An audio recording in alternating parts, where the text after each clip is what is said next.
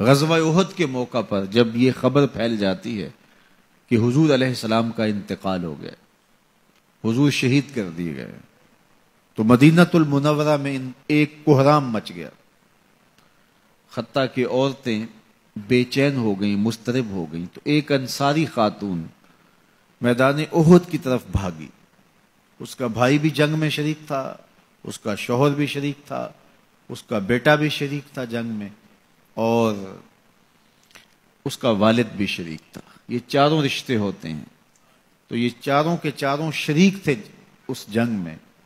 تو جب یہ خبر پھیلی کہ حضور شہید کر دیے گئے ہیں، تو اس حالت کے اندر وہ عجیب اضطراب کے عالم میں دوڑتی ہوئی احد کے مقام پہ پہنچتی ہے۔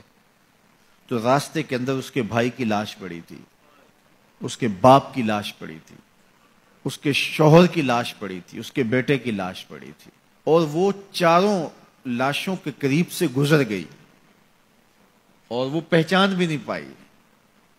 تو پوچھتی ہے یہ کس کی لاشیں ہیں؟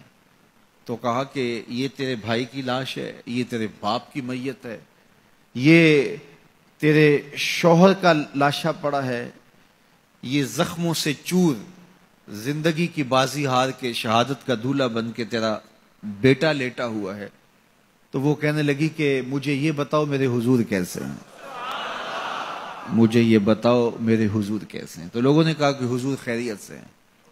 تو کہا مجھے چین نہیں آئے گا جب تک حضور علیہ الصلوۃ والسلام کو دیکھ نہیں لیتی۔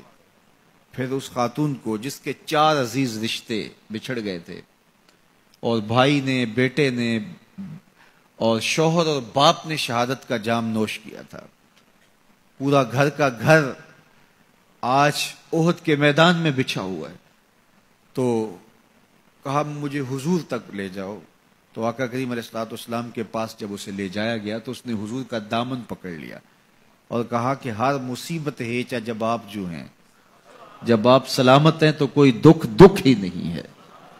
تو ان کی یہ محبت اور ان کا یہ پیار دیکھنے کو نصیب ہوتا ہے، ورنہ ایسے مواقع پہ جب اتنے عزیز رشتے بچھڑ جائیں تو پھر اپنے جذبات پہ کون قابو رکھ پاتا ہے اور کون کسی کو یاد رکھتا ہے۔ لیکن ان کی محبت بڑھی ہوئی تھی ہر رشتے سے آگے، اور ہر عزیز، ہر رشتے دار، کائنات کی ہر شے سے زیادہ وہ حضور علیہ السلام سے پیار کرتے تھے۔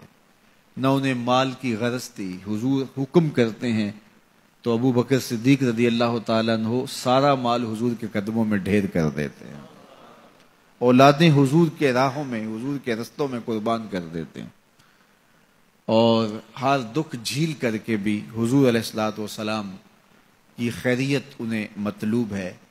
اس کے لیے جو بھی قربانی دینا پڑے وہ اس کے لیے اپنے آپ کو آمادہ پاتے ہیں۔ تو یہ میرے حضور علیہ السلام کا پیار تھا، یہ حضور کی محبت تھی جو جیتے جاگتے انسانوں کے سینوں کے اندر موجود تھی۔ جیتے جاگتے انسان تو کسی سے پیار کرتے ہی کرتے ہیں، لیکن کائنات نے یہ منظر نہیں دیکھا ہوگا کہ جانور بھی کسی سے پیار کریں۔ حضور علیہ الصلوۃ والسلام کے گھر میں ایک پرندہ تھا۔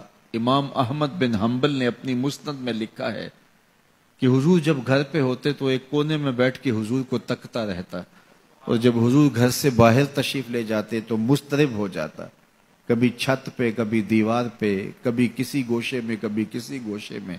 جب حضور دوبارہ گھر تشریف لاتے تو سکون سے ایک کونے میں بیٹھ کے حضور کو دیکھتا رہتا، اس کے دکھی دل کو قرار آ جاتا۔